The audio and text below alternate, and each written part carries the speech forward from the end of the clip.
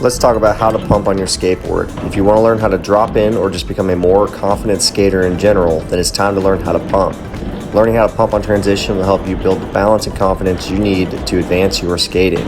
Pumping on a skateboard correctly will help you keep the momentum with little effort or gain the necessary speed to hit an object if you're in tight quarters.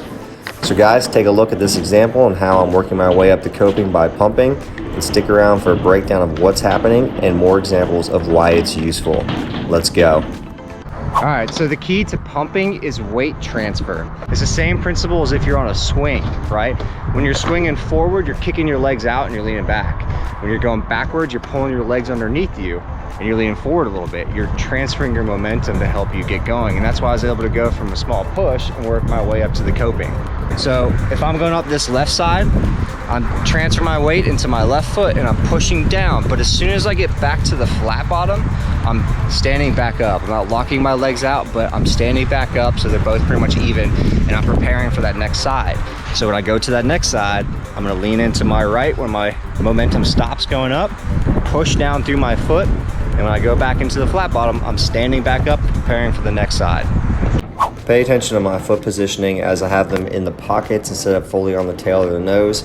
The reasoning here is so that when I go to pump, as I'm changing momentum, I'm not gonna easily transition into a manual and fall. So remember, while you're doing the leaning and the weight transfer, you're not actually leaning way over. I'm literally just putting my chest over the edge of my foot. I'm not going any further than that. If you go further than that, you're probably going to slip out because you're going to go into a manual. Super easy to do. I'll show you an example here. So do not do this.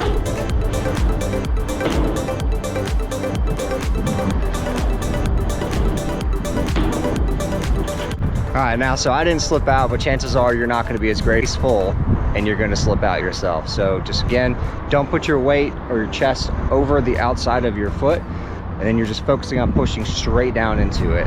Now, you don't have to be on a mini pipe or half pipe for this to work. Again, this is perfect for quarter pipes or banks. So I'll show you an example of this bank here. I'll roll up it and I won't pump. I'll just roll up and roll down. And I'll show you one of me rolling up and rolling down with a pump, and we'll see how much faster I go. We'll go with the goal of me going and alling onto this box here.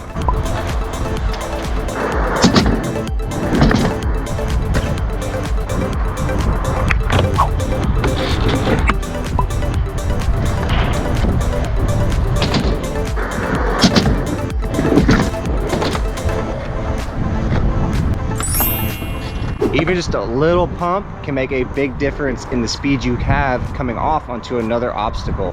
So knowing how to pump can help you hit different obstacles if space is tight.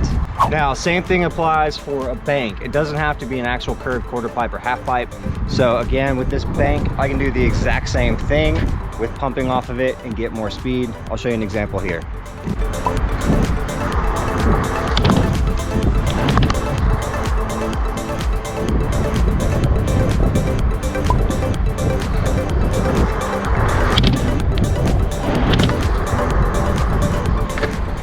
Guys, if you have any goals of riding vert or just being a better overall skater and being able to handle transitions, you're gonna want to click this video.